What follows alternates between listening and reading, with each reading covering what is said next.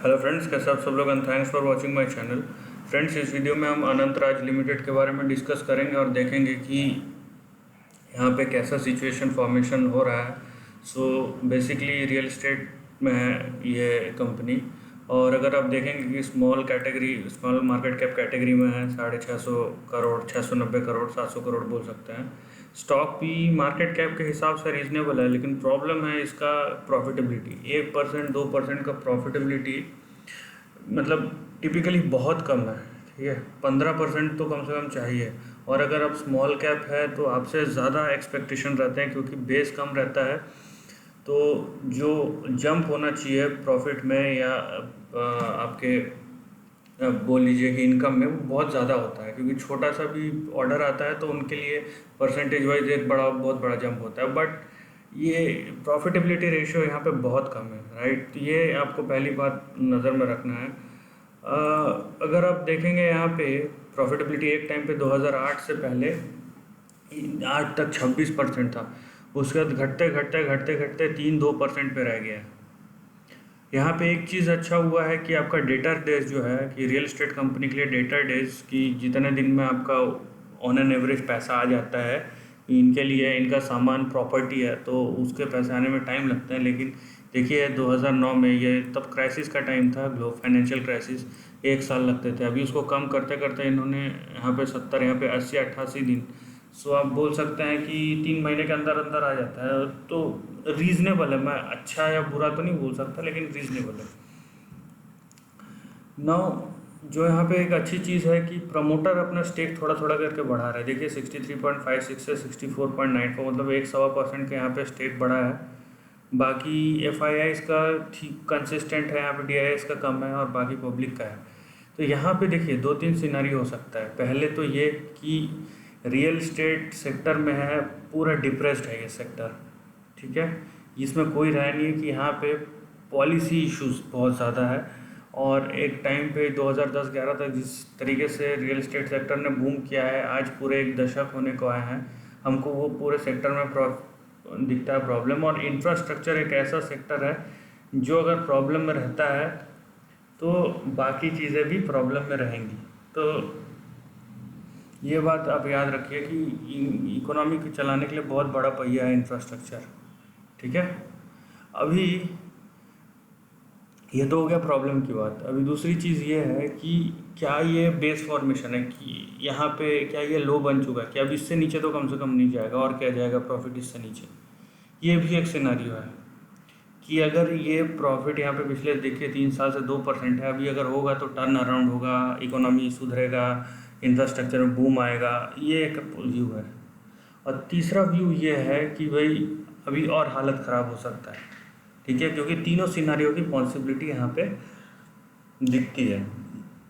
लेकिन हम इसको चार्ट से कोलाइट करने की कोशिश करेंगे कि चार्ट में क्या दिखता है। तो एक बात याद रखिए लेकिन, कि अगर इतनी कम प्रॉफिटेबिलिटी कंसिस्टेंटली रही तो क्या बोलते हैं, आपका शेयर प्राइस तो ऊपर नहीं जाएगा एक लेवल के ऊपर। और अगर गया भी तो बहुत तेज़ी से, क्योंकि आप देख रहे हैं बहुत सारे स्टॉक्स बहुत तेज़ी से बढ़ रहे हैं। अगर वैसा होता है तो क्या होगा इसमें कि सस्टेनेबिलिटी का प्रॉब्लम हो जाएगा, कि वो एक जंप रहेगा बहुत शॉर्ट टाइम में, शेयर प्राइस बहुत तेज़ी से ऊपर जाएगा और उसके बाद तुरंत गिर जाएगा।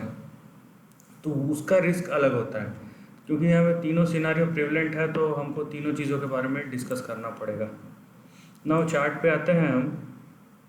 यहाँ पे अगर आप ये देखिए, यहाँ पे अगर आप चार्ट देखेंगे, सो चार्ट में आपको यहाँ पे दिखेगा कि आपका जो प्राइस पैटर्न है ओवरऑल, ये कुछ इस तरीके से। एक्चुअली ये प्राइस पैटर्न पॉजिटिव है, नेगेटिव नहीं। यहाँ से ये और उसके बाद ये कंसोलिडेशन है। अब अगर तीसरा गया तो ये ऊपर जाएगा इस तरीके से। ये कंसोलिडेशन है इसलिए क्योंकि ये यहाँ तक नहीं गिरा। आप देखिए, मैं अब नहीं गिर सकता, ये और बात है कि गिर सकता है कि नहीं गिर सकता, लेकिन गिरा नहीं है। सो ओवरऑल कॉन्टेक्स्ट में देखेंगे तो एक बहुत बड़ा राइज और फिर यहाँ पे एक बहुत बड़ा करेक्शन दिख रहा है। ठीक है, कंसोलिडेशन दिख रहा है। नेक्स्ट टेक्निकली ऐसा होना चाहिए, लेकिन अब ये होता है या नहीं होता है, ये बात की बात है। अगर हम अभी का ट्रेंड यहाँ पे देखते हैं, ठीक है, अभी का ट्रेंड अगर आप देखते हैं यहाँ पे, तो एक अच्छा खासा रिबाउंड आया है। यहाँ पे देखिए आप लो से ऑलरेडी डबल हो चुका है ये स्टॉक। ये मंथली चार्ट है इसलिए हम बहुत छोटा दिख रहा है, लेकिन ये अच्छा खासा जंप दिखा चुका है यहाँ से। नाउ यहाँ पे ट्रेंड को देखिए किस तरीके का है ये।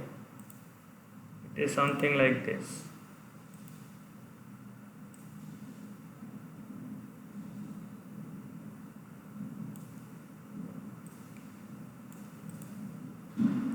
ठीक है, ये देखिए ये ट्रेंड कुछ इस तरीके का है।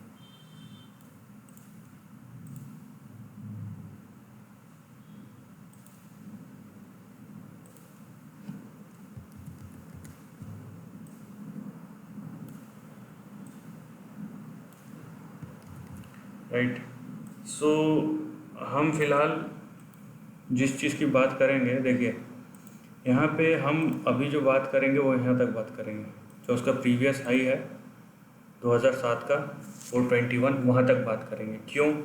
क्योंकि ये 2007 के बाद से अभी तक ये कंटिन्यूसली नीचे जा रहा है। तो ये बेयर इस फेज़ को बोलेंगे, ये जो फेज़ है ये बेयर फेज़ है एक तरीके से। अगर मैं इसको हटा दूँ, ओवरऑल कॉन्टेक्स्ट में ये कंसोलिडेशन हो सकता है, लेकिन इतना लंबा है 12-13 साल का, तो एक बेयर फेज़ इसको इंडिविजुअली बोला जा सकता है। तो जब तक ये 421 के ऊपर नहीं जाएगा तब तक हम नहीं बोलेंगे कोई नया ट्रेंड शुरू हो रहा है। इसीलिए हम फिलहाल 421 तक ही बात करेंगे। इसमें भी सबसे इम्पोर्टेंट है आपको अपना सपोर्ट लेवल पता रहना। देखिए यहाँ पे 21 और उसके नीचे 14, ये दोनों बहुत इंपॉर्टेंट सपोर्ट लेवल है। इसके नीचे नहीं जाना चाहिए शेयर प्राइस, क्योंकि शेयर प्राइस अगर इसके नीचे गया तो क्या होगा, देखिए यहाँ पे इसके नीचे अगर शेयर प्राइस गया तो ये ट्रेंड टूट जाएगा। ट्रेंड टूटने का मतलब हमको हमारा वहाँ पे कोई पोजीशन नहीं रहना चाहिए। अब ये आप डिसाइड कर लीजिए रखना है नहीं रखना है। अब बहुत लोग बिना वीडियो चेक के सवाल पूछ देते हैं, ठीक है, आप चेक कीजिए क्या है क्या नहीं है, उसके बाद जो भी है आप पूछिए। तो ये हमारा सपोर्ट लेवल है, तो आप पहले से डिसाइड कर लीजिए, देख लीजिए अगर आप इस टाइप के स्टॉक्स में है तो कि आपका सपोर्ट लेवल कहाँ खड़ा है। नाउ ये दोनों सपोर्ट लेवल अगर सस्टेन करता है तो ऊपर सबसे ऊपर आपका देखिए यहाँ पे 55, ठीक है। अब 55 बहुत इंपॉर्टेंट है, क्योंकि ये 55 जो है अपर एंड ऑफ द रेंज है। राइट, 55 जो है अपर एंड ऑफ द रेंज है। तो उससे होगा ये कि जब तक ये 55 के ऊपर नहीं जाता तब तक ये जो आप देख रहे हैं, ये जो चैनल देख रहे हैं, ये बंद नहीं होने वाला, ये डाउन साइकिल ख़त्म नहीं होने वाला। तो 55 के ऊपर तो सस्टेन करना ही चाहिए, इसको करना ही पड़ेगा। अगर होता है तो उसके बाद देखिए यहाँ पे दो साइमल्टेनियसली रेजिस्टेंस है 85 और 104, जो आपके टारगेट भी है और रेजिस्टेंस के जैसा काम करेंगे, क्योंकि एक दूसरे से ज़्यादा दूर नहीं है। अगर 104 के ऊपर चले गया तो नेक्स्ट आपका आएगा 165, ठीक है। 165 के बाद 421। यहाँ पे आपको अगर ये 421 का भी चाहिए कि यहाँ तक जाएगा या नहीं जाएगा, तो ये देखिए कि 165 के ऊपर सस्टेन कर रहा है कि नहीं कर रहा है, तो उसके ऊपर 421 जा सकता है।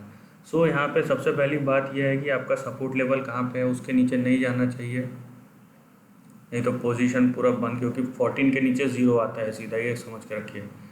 ऊपर कम से कम 55 के ऊपर ये टिकना चाहिए, और यहाँ पे 86 और 104 से लेके 165 तक एक रेंज है उसके बाद, और 165 के ऊपर टिका तब ये 421 तक जा सकता है।